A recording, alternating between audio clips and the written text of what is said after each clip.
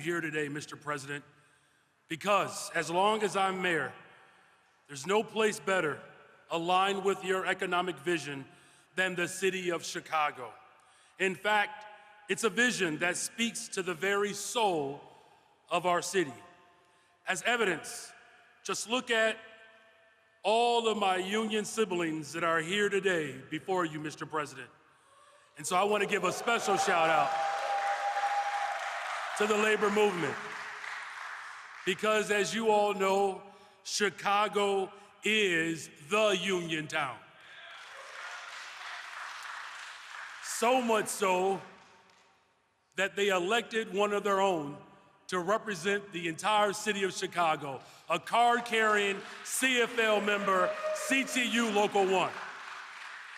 The soul of Chicago is a city that honors and invests in working people, because even with a glistening skyline, a gorgeous lakefront, and iconic food, our people are still Chicago's best asset. And that's why, like you, Mr. President, Chicago recognizes the value of investing in people. Like you, we know it takes investments to create the well-paying job opportunities that will ultimately revitalize the families and neighborhoods, not just for today, but for our future.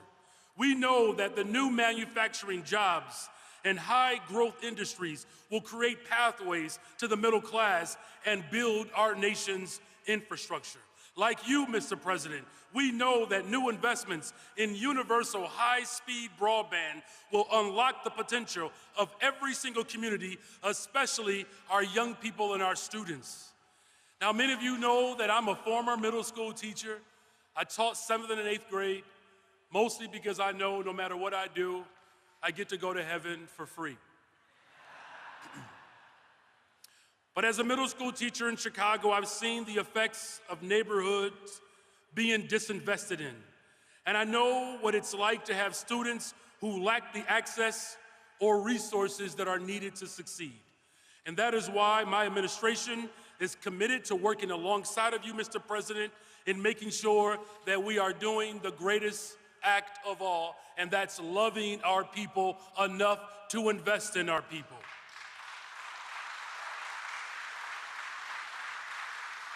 And finally, by investing in our people, we are providing the full force of government to build a better, stronger, safer Chicago. Mr. President, the investments you are announcing today will help us fulfill that vision for our city, a city where no one should be too poor to live in one of the richest cities, in one of the richest countries, at the wealthiest time in the history of the world. Every single resident can flourish regardless of where they live, who they love, or where they come from. And that's what makes the city of Chicago the greatest city in the United States of America. I look forward to working with you to continue transforming our economy in accordance with our vision of justice and opportunity for all. So thank you again, President Biden, for hanging out in the city of Chicago today. Your leadership is certainly well received here, and thank you for your leadership for this great nation. God bless the city of Chicago. God bless the United States of America. Thank you.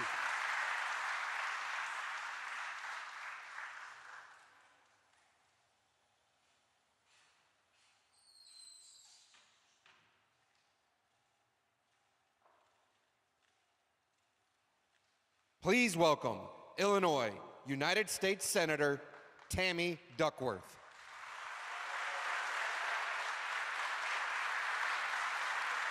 Well, hello, everyone. I just watched the president arrive in a Black Hawk helicopter, so I'm super happy right now. I'm going to try to keep this brief because I know we're all eager to hear from the president himself. But just let me start off by saying, finally. Finally, after 4 years of instability and unpredictability, 4 years in which only the folks cashing the biggest paychecks were allowed to catch their breath or catch a break, finally, we have a president who understands that the best way to build the economy is from the middle out, not the top down. Finally, we're able to debate and pass sign into law bills that don't just look after executives in corner suites, but looks after folks forced to work double shifts too. And finally, we're working to enact policies that lift up the worn-down parent driving that beat-up used car, not just the CEO who takes his private jet to work.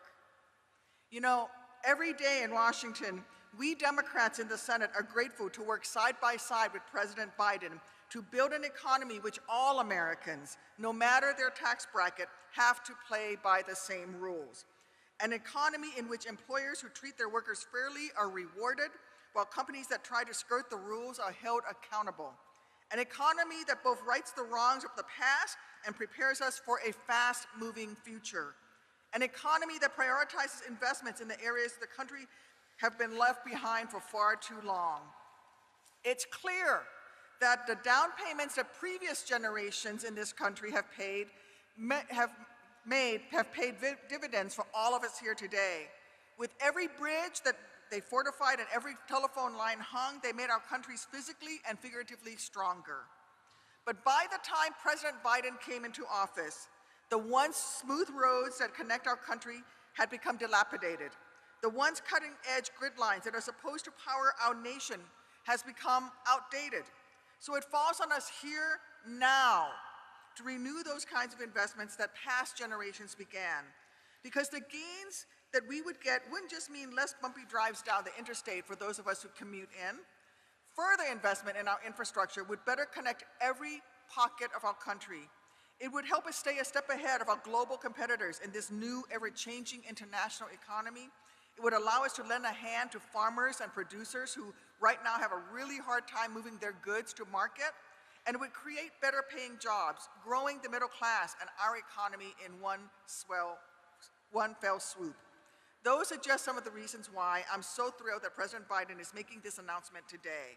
Why I'm thrilled to get to work tomorrow and all the tomorrows after that, better interconnecting our nation. And there's no better place to talk about the center of the nation, the place that interconnects and links all sides of this great nation than Illinois and the great city of Chicago.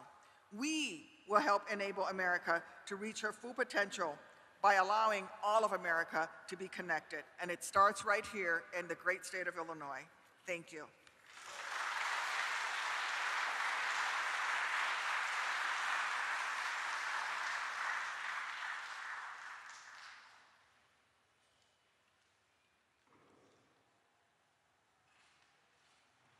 Please welcome Representative Danny Davis of Illinois, 7th Congressional District. Good morning, Illinois.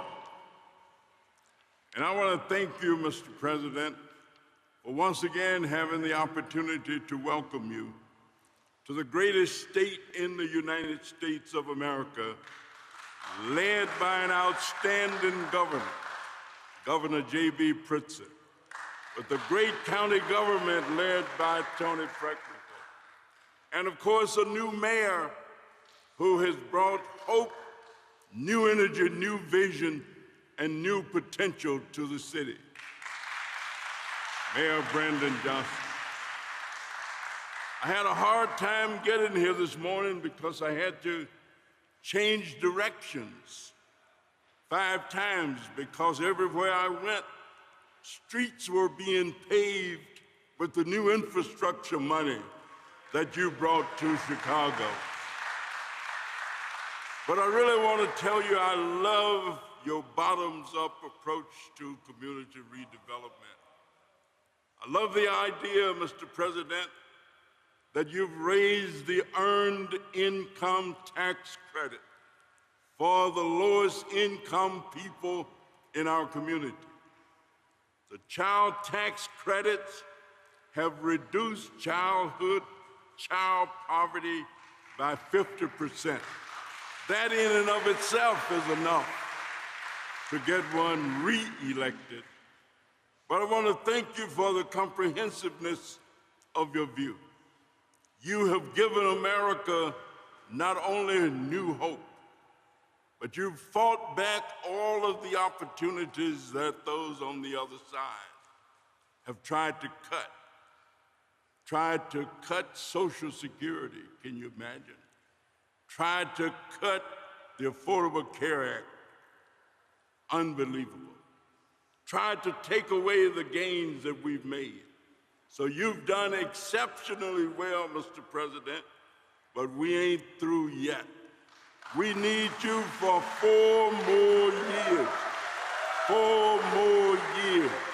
4 more years for President Joe Biden.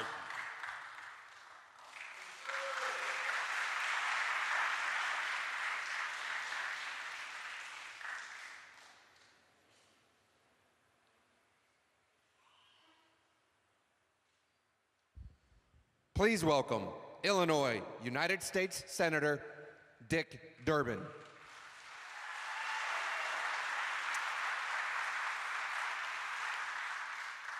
Every politician in Illinois says a little prayer that they never have to follow Danny K. Davis. My prayer is usually answered, but not this morning. It's an honor to be here and to welcome President Biden back to Chicago. But it's not a new trip for him. He's been here many times. He knows Chicago is a city that has a can-do attitude, full of hardworking people and families, and today, with his leadership, Chicago and Illinois are definitely moving ahead. We're renovating and expanding terminals at O'Hare, replacing 100-year-old bridges along the Metro route, rebuilding locks and dams along the Mississippi and Illinois rivers so that Illinois farmers and businesses can compete.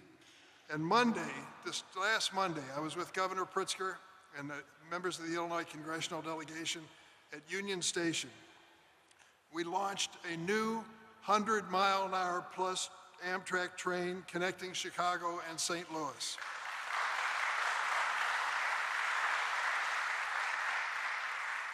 I know one Amtrak fan from Wilmington, Delaware, who would have joined our cheering section. Under President Joe Biden, we're laying the foundation for strong, sustainable economic growth.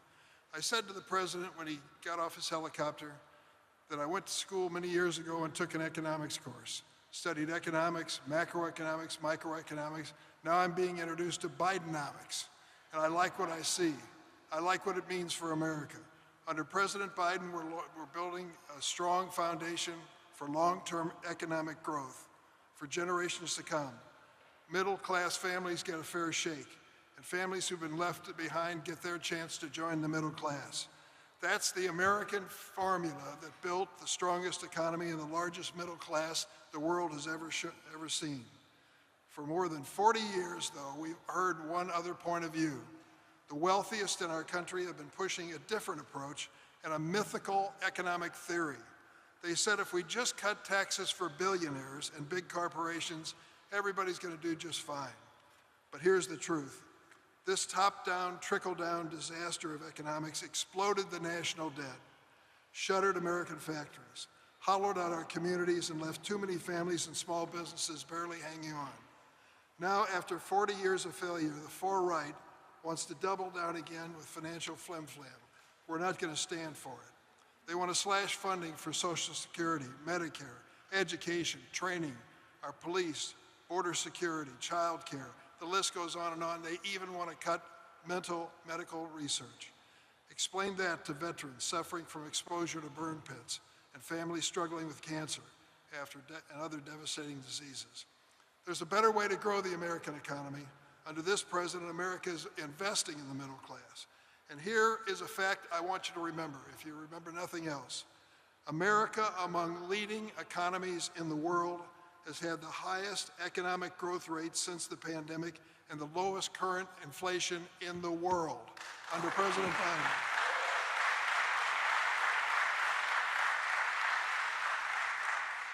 With a record-breaking 13 million new jobs created under this president, including more than 440,000 in Illinois. Factories are reopening, middle-class wages are going up. And Illinois thanks the president as well for $1 billion plus investment that he announced last week to extend reliable broadband to every corner of our state.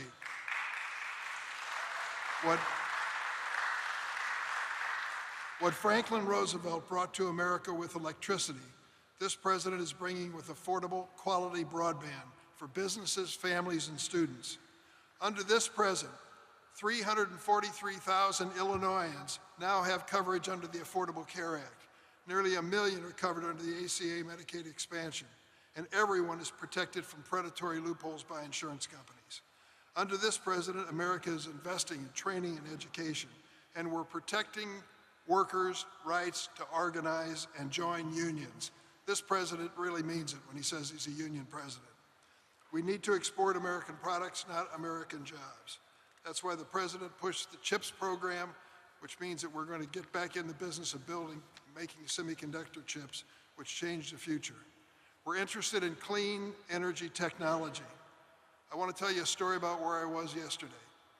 I was traveling all over the state, and I was downstate about 150 miles from Chicago, in Lee County, where they're replacing the original wind turbines built in 2007 with newer, more efficient American-made assemblies. It's an all-union, multi-million-dollar project. The manager told me it would not have happened without the Inflation Reduction Act, the new law the Democrats passed in Congress and the president signed. That is just the beginning. We expect 300,000 Illinois families to install solar panels because of that same law. A greener America with reduced energy costs for working families. I'm going to close on a personal note. I've been honored to join the president in bringing more than 130 new federal judges to America's judiciary.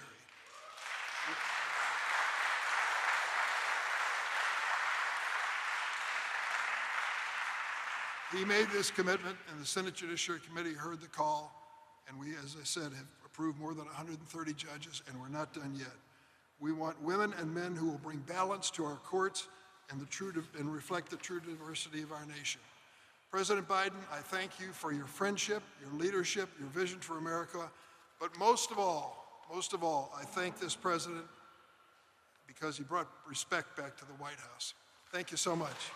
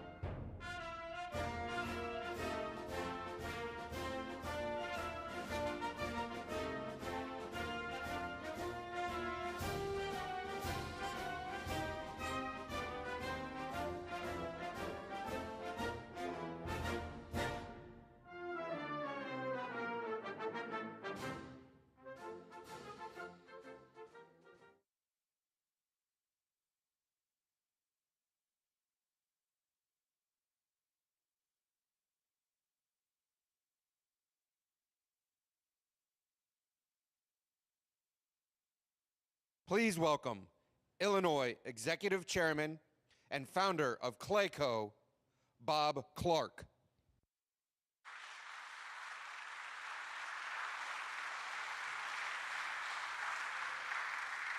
Wow.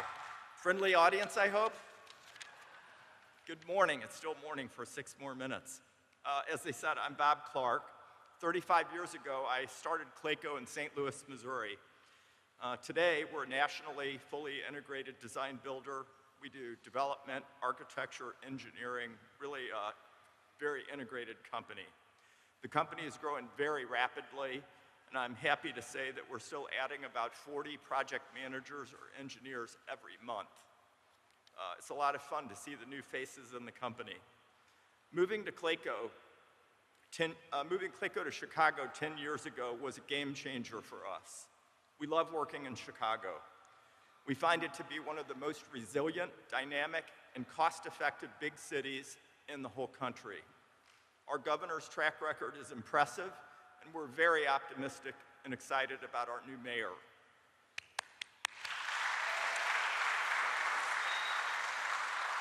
So it's been a tough few years with the pandemic, but we're seeing good signs. We're thrilled, in fact, at Clayco to be involved in the O'Hare expansion here in Chicago. We just broke ground on a $1.5 billion battery plant for Envision. We just broke ground on a $1.2 billion battery parts manufacturing for Intech in Indiana. The SK plant in Georgia was a $5 billion project still underway. We just broke ground on Group 14 chemical processing plant in Moses Lake, Washington. We're busy. And Samsung's new chip plant down in Tyler, Texas. All of these projects are due to the Inflation Reduction Act, the CHIPS Act, or the bipartisan infrastructure bill.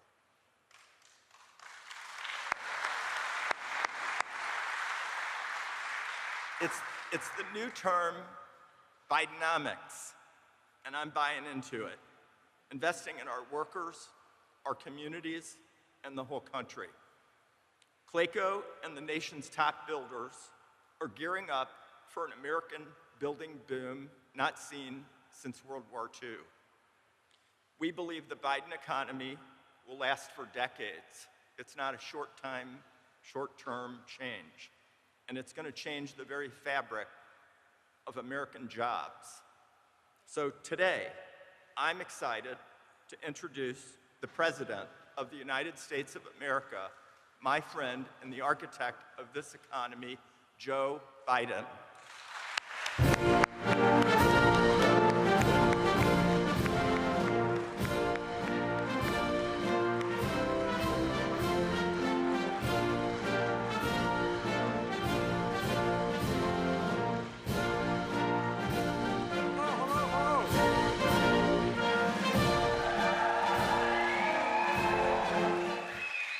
Thank you all very much. And Bob, thank you for that introduction.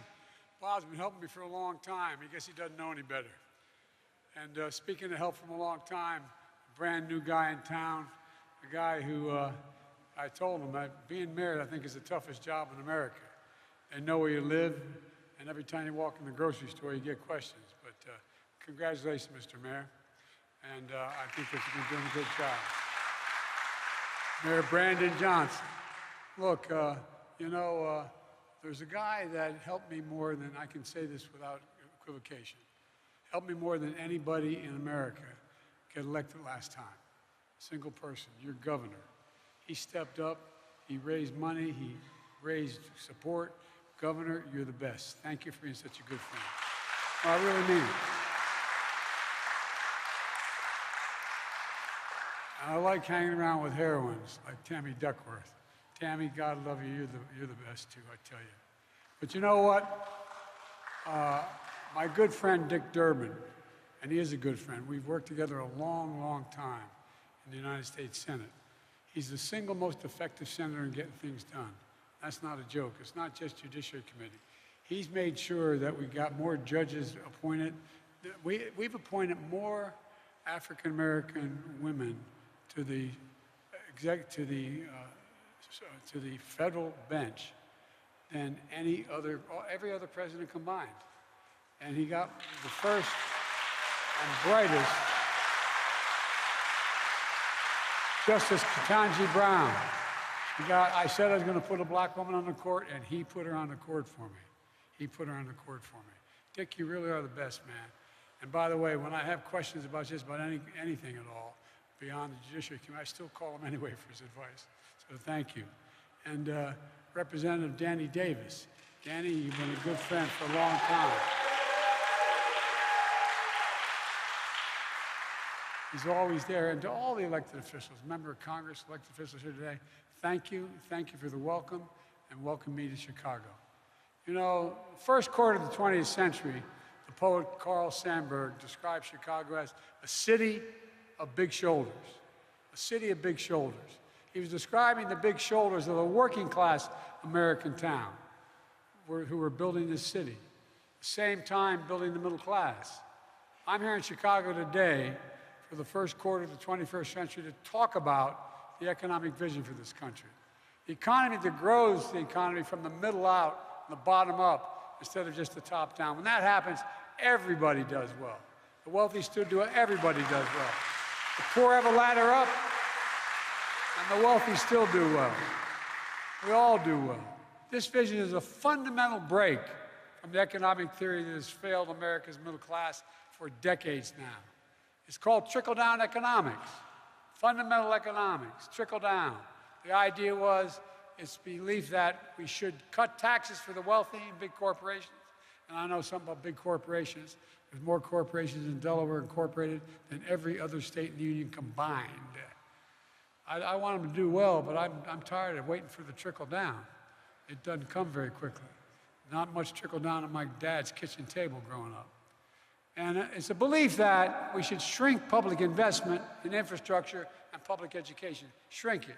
That we should let good jobs get shipped overseas, and we actually have a tax policy that encourages them to go overseas to save money. We should let big corporations amass more power while making it harder to join a union. I meant what I said when I said I'm going to be the most pro-union president in American history, and I make no apologies for it.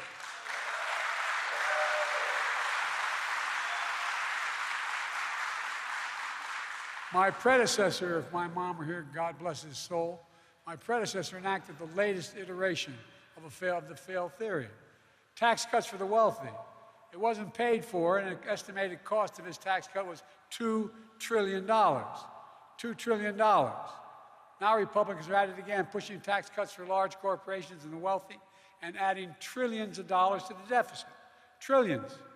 Folks, let me say it as clearly as I can. The trickle-down approach failed the middle class. It failed America. It blew up the deficit. It increased inequity, and it weakened our infrastructure. It stripped the dignity, pride, and hope out of communities, one after another, particularly through the Midwest, Western Pennsylvania, heading west. People working as hard as ever couldn't get ahead because it's harder to buy a home, pay for college education, start a business, retire with dignity. The first time in a generation, the path of the middle class seemed out of reach. And I don't think it's hyperbole. I think it's a fact, no matter whether you're a Democrat, Republican, or Independent. I knew we couldn't go back to the same failed policies when I ran. So I came into office determined to change the economic direction of this country, to move from trickle-down economics to what everyone on Wall Street Journal and Financial Times began to call Bidenomics. I didn't come up with the name. I really didn't. I now claim it, but they're the ones that used it first. I got asked by a press person this morning, getting on a helicopter in Washington, why, when I asked you about Bidenomics a long time ago, you said you didn't know what it was. I said, I didn't name it Bidenomics. I didn't realize the Economist and the Wall Street Journal did. But I think it's a plan that I'm happy to call Bidenomics. And guess what? Bidenomics is working. When I took office, the pandemic was raging and our economy was reeling. Supply chains were broken, millions of people unemployed, hundreds of thousands of small businesses on the verge of closing after so many had already closed. Literally hundreds of thousands on the verge of closing. Today, the U.S. has the highest economic growth rate leading the world economies since the pandemic, the highest in the world. As Dick said, with his help, we created 13.4 million new jobs, more jobs in 2 years than any president has ever made in 4, in 2. And folks, it's no accident.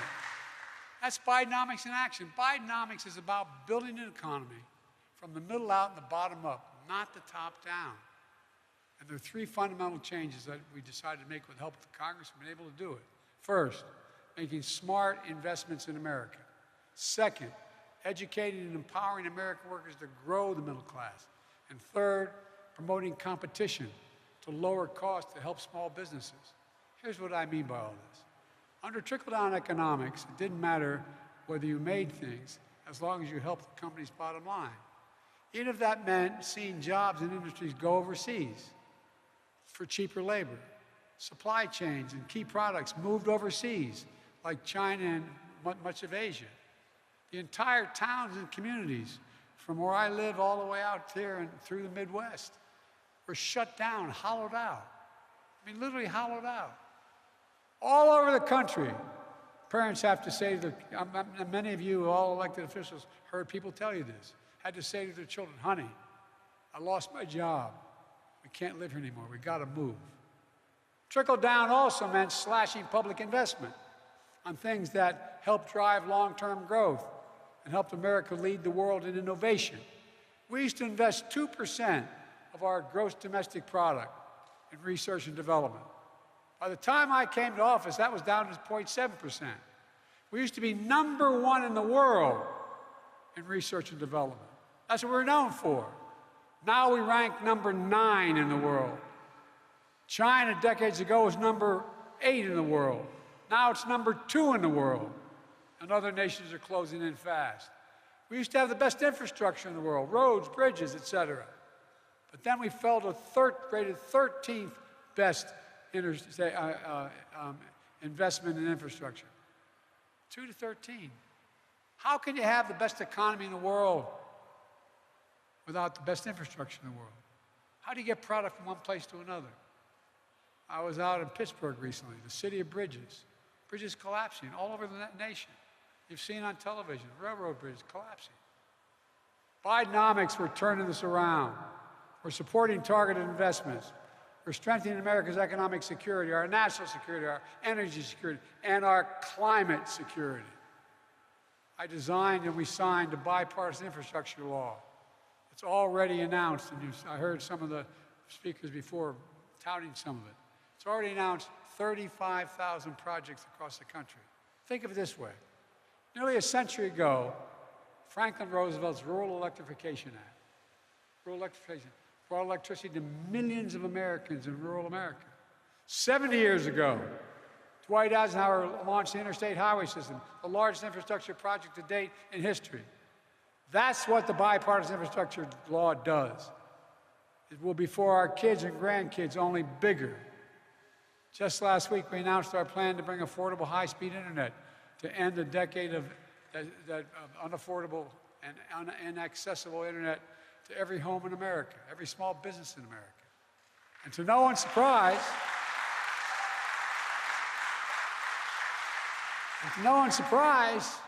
it's bringing along some converts. People strenuously opposed, voting against it when we had this going on. This was going to bankrupt America. Well, there's a guy named Tuberville, senator from Alabama, who announced that he strongly opposed the legislation. Now he's hailing its passage. Here's what he said, quote, "It's great to see Alabama receive critical funds to boost ongoing broadband efforts."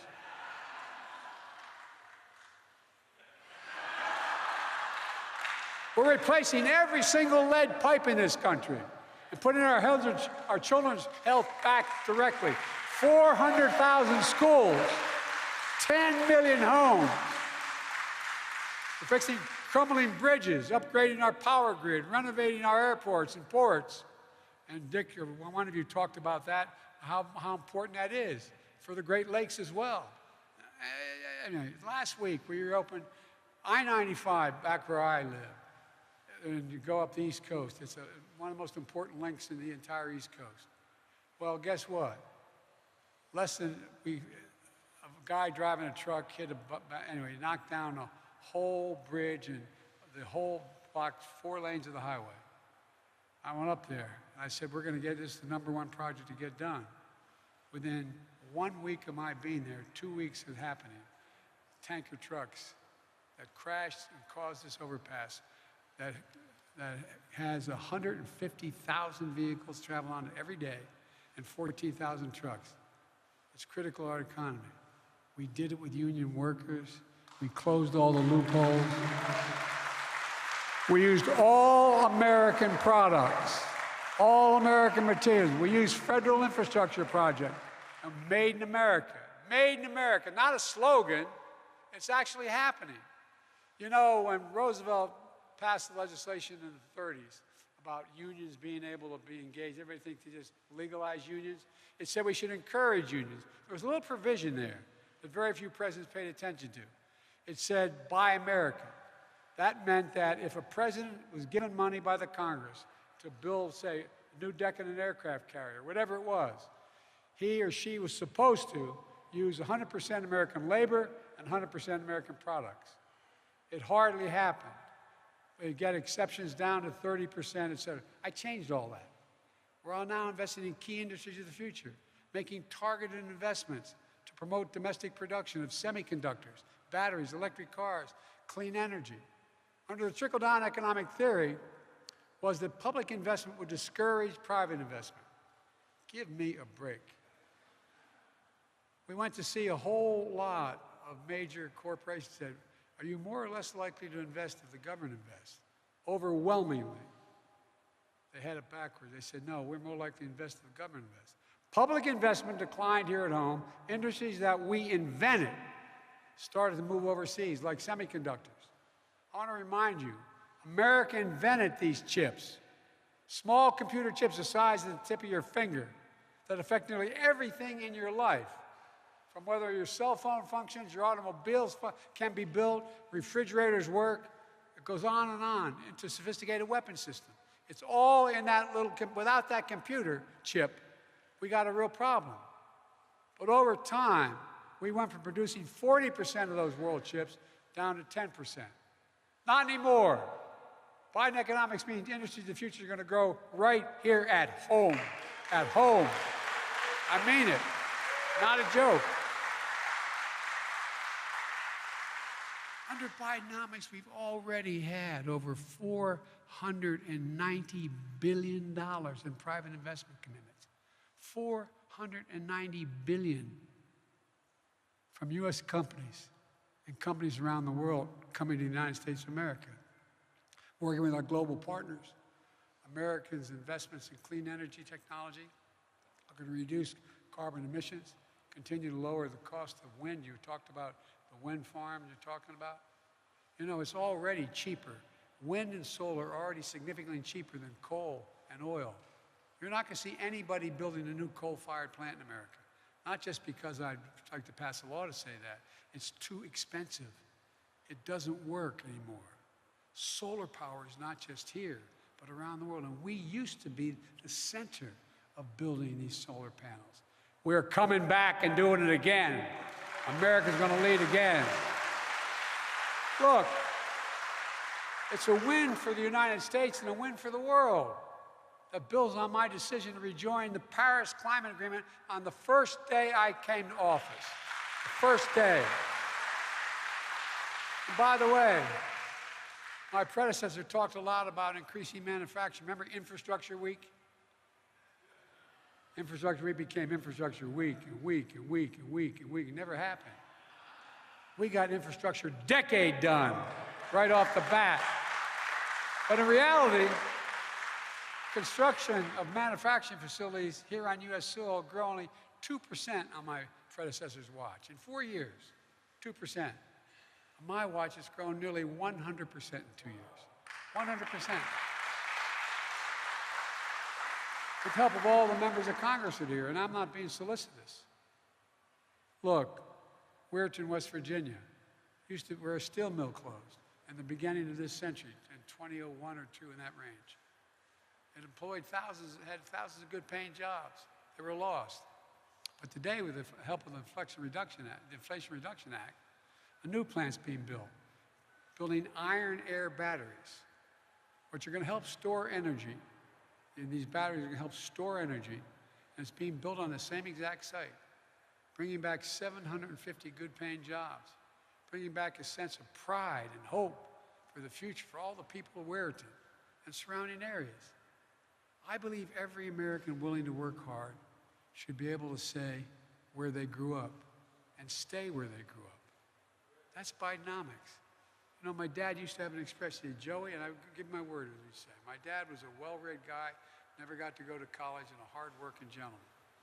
We had dinner where we incidentally had conversation and incidentally ate. My dad used to say, remember, a job's about a lot more than a paycheck. And I mean this, I give my word. He would say, a job's about a lot more than a paycheck, Joey. It's about your dignity. It's about pride. It's about being able to look your kid in the eye and say, honey, it's going to be okay. Think about it. I mean, literal sense, think about that. It's about your dignity, how you're treated, and being able to make a living. You can tell your kids it's going to be okay. The second big part of Bidenomics is empowering American workers. When I took office, unemployment was over 6%. With the American Rescue Plan, we provided relief and support directly to working-class families. Our economy came roaring back. Unemployment dipped below 4% by the end of my first year in office. Now it's been below 4% for the longest stretch in 50 years of American history.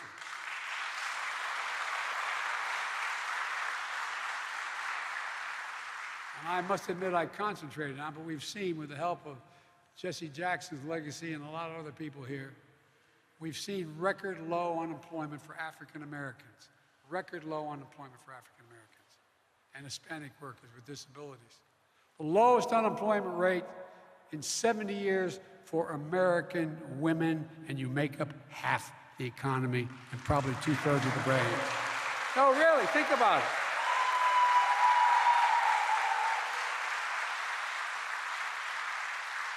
To pause for a second, when I was trying to name me a time when you thought any Democrat would get the endorsement within a week. Every single environmental group out there, the AFL-CIO, the women's groups. I mean, here's the deal. When I sat with the AFL-CIO, when I sat with the IBW, starting when I ran last time, I said, here's the deal, though. I'm going to be the most pro-American, most pro-union president in history, but you've got to employ more women, you've got to attract more African Americans, and you've got to attract more minorities. They have. They're going around. It's beginning to change. In every industry. Anyway, I go to these sites where they're training. By the way, the other thing I've told labor guys, you got to brag a little bit more about what you do. You realize to get a license to be an electrician in this town or any other, you got to essentially go to 4 years of college. You have to go through an apprenticeship that takes you 4 years to 5, depending, or you can't get a job. You get paid a little bit, but you can't get your license to be an electrician, a labor electrician, until that happens. Look, pay for low-wage workers has grown at the fastest pace in over 2 decades. Full employment means workers, especially low-wage workers, having more bargaining power to demand good pay, to secure good jobs. And this is a thing that isn't consistent with whether people think that we're moving in the right direction. Job satisfaction, based on every poll, is at a 36-year high. More people are satisfied with their jobs than any time in 36 years. And the shame of working-age Americans in the workforce, the share of them is the highest it's been in 20 years. Remember what they were saying? Biden policy isn't working. He's just paying people not to work, people on the sidelines. Well, guess what? Every single day in 4 years before I took office, you may remember, I took a lot of criticism in my presidency. Republicans charged me we're encouraging people to stay home, not work. Well, they were wrong. The evidence is clear. Americans are back to work who've been on the sidelines, and they want to come back. And we're going to continue this progress and make sure every American has the training and education to participate in this new economy. We've increased Pell Grants, made landmark investments in historic black universities. We've invested more in registered apprenticeships and center career technology education programs than any previous administration in American history. Because of this new economy, we don't need everyone to have a four-year degree. It's great if you can get one. We're trying to make it easier for you to get one. But you don't need it to get a good-paying job anymore. Think of this. How many of you remember going back to high school and they had shop class? And they had classes where people could learn if they were interested in working with their hands. They don't have them very much anymore, anywhere around the country. Well, my wife teaches at a community college, full-time still. She has an expression. She said, any country that outcompetes us, out-educates us, will outcompete us. We're not going to let that happen. That's why we're investing significantly in education. I'm determined to keep fighting for universal pre-K and free community college. We're also fighting to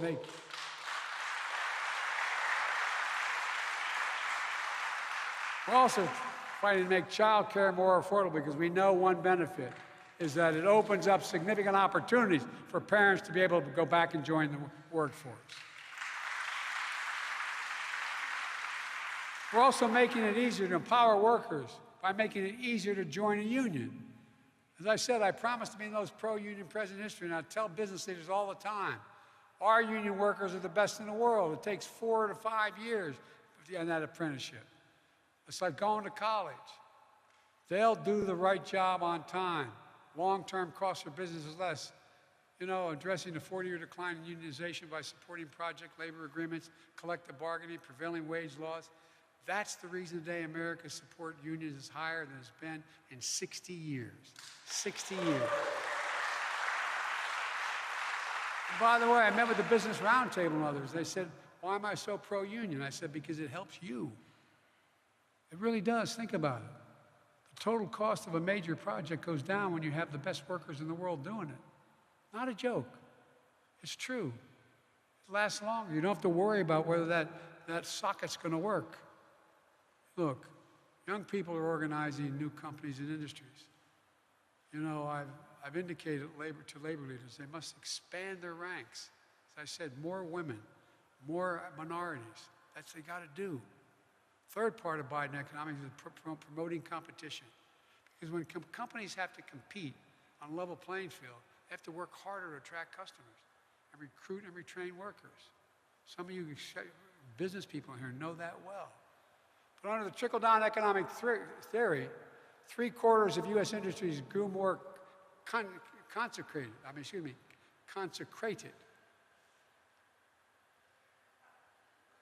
thinking I didn't go to Mass. They were moving to diminish competition. Well, that may have been things that made things easier for big corporations. But for everybody else, it made it harder, more expensive. It got harder for small businesses to compete. It stifled integration. It reduced wages for workers. And it made our supply chains more vulnerable.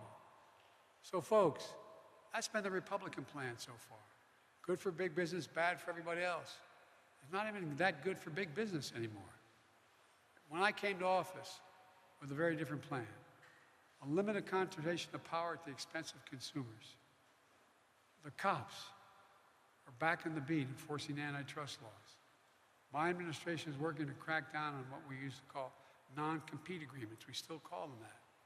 These prevent 30 million Americans, from security guards to retail workers, from walking across the street to the same kind of business and getting a higher pay, getting $5 more a week or $10 more a week.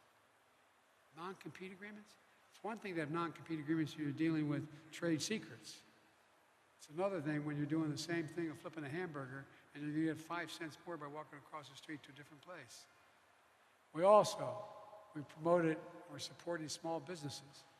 You know, Vice President Harris has prioritized providing support and capital for small business owners, including for rural minorities and women entrepreneurs, including through a brand new program that's already helping deliver billions of dollars in growth capital to small businesses in every state.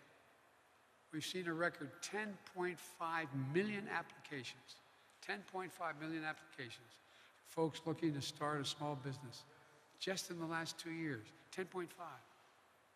Every one of those applications is an application of hope. Hope. Competition also means lowering costs for consumers. Bringing down inflation remains one of my top priorities. Today, inflation is less than half of what it was a year ago. And that inflation caused by Russia and by the war in Ukraine and by what was going on. But we knew we had to do more. There's more than one way to bring down costs. Another expression my dad used to use, for real. He'd say, Joey, he said, at the end of the month, the question is, after you pay all your bills, do you have just a little left for breathing room? Just a little less for breathing room. All your bills paid. Do you have anything left? Well, inflation eats into that, obviously. But guess what? Bringing down the cost of medication goes a long way to giving you a little more. That's why, through the Inflation Reduction Act, we finally gave Medicare the power to negotiate lower prescription drug prices like the VA does now. We've been trying to get this done, Dick and I, for decades in the Senate. This time, we finally beat Big Pharma for the first time. You know,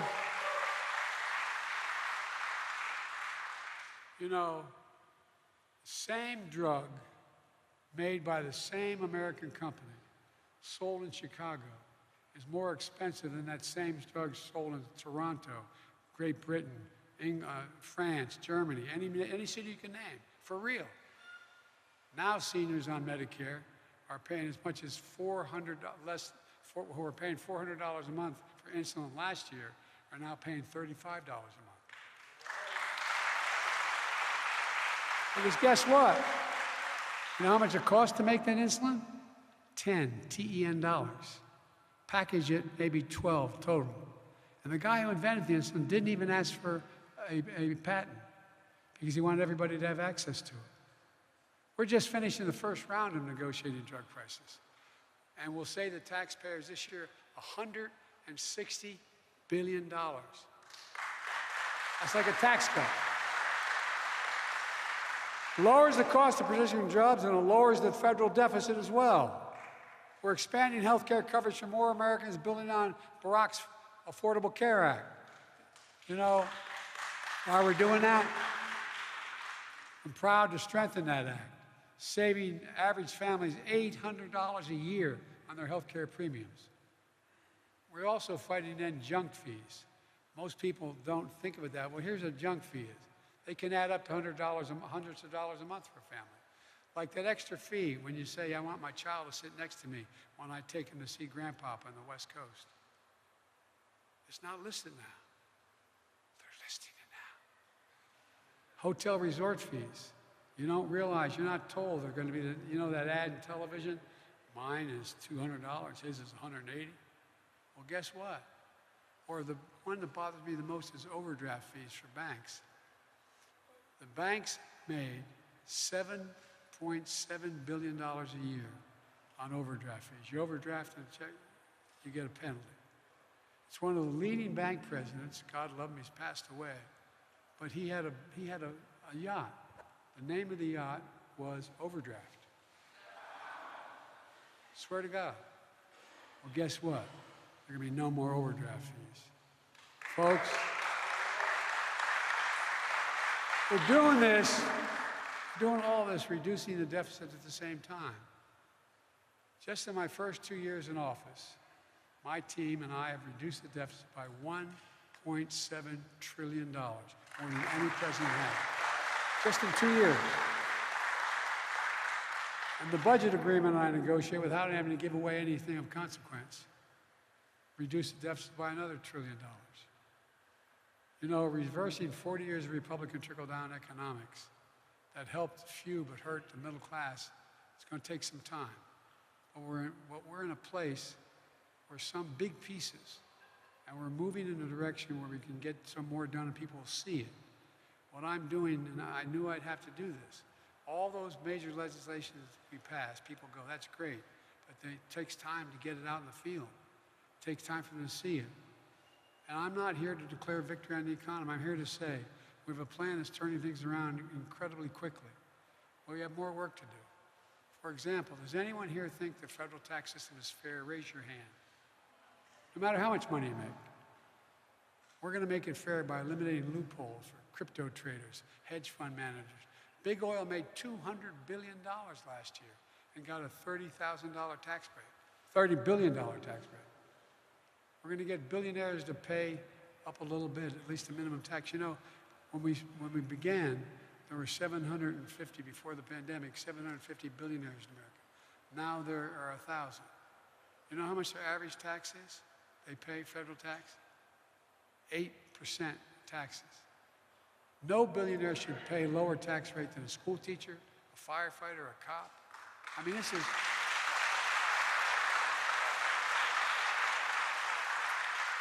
Well, I'm not talking about the old days of 70% tax. I'm talking about a fair shot. If they just paid the top tax rate that exists now, which is 130%, we'd raise billions and billions of dollars, lowering the deficit, allowing us to pay for so much more we have to do. That's the next phase of this fight, making the tax code fair for everyone, making the wealthy, the super wealthy, and big corporations begin to pay their fair share without raising taxes at all on the middle class. I made a commitment when I got elected.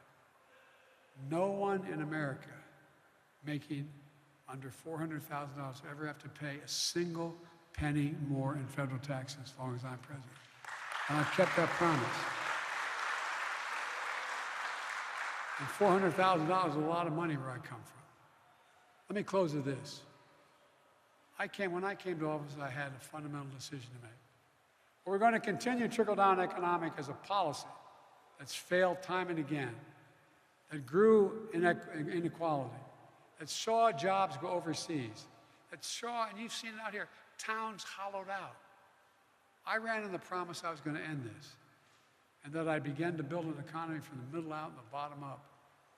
We're not going to continue down the trickle-down path as long as I'm president. This is the moment we're finally going to make a break and move away from an economy that has existed in a fundamentally different direction. Here's a simple truth about trickle-down economics.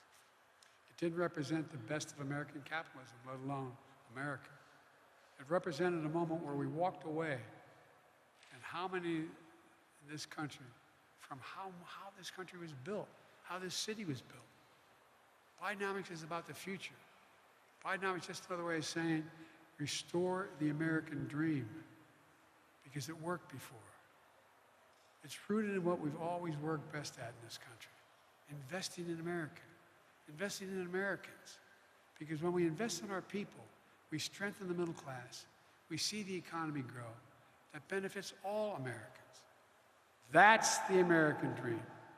40 years of trickle-down limited that dream, for those, except for those at the top. Too many, for too long, have seemingly suggested that it's only available if you have a 4-year college degree. You can work at a teaching or work at a tech center. These new factories that are opening, these fabs that are opening for semiconductors, without a college degree, you're going to make $100,000 to $130,000 a year working in those fabs.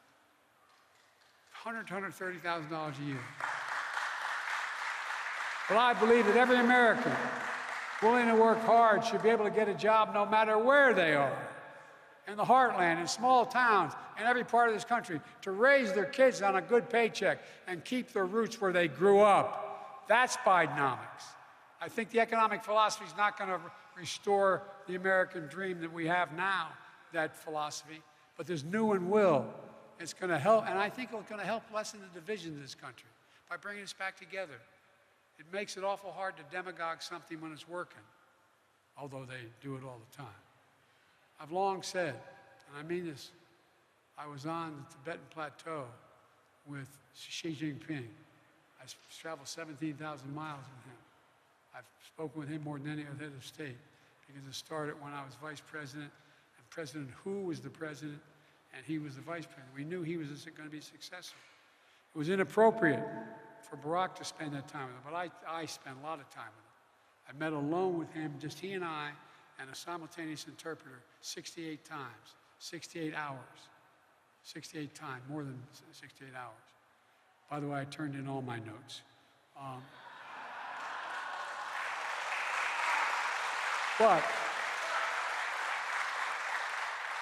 This is the God's truth. He asked me, we're in the Tibetan Plateau, and he asked me, he said, can you define America for me?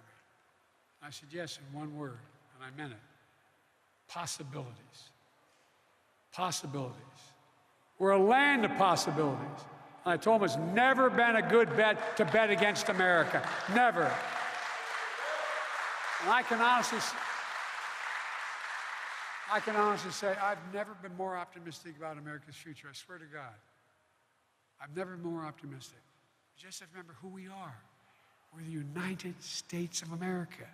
There is nothing beyond our capacity if we work together. So God bless you all, and may God protect our troops. Thank you, thank you, thank you.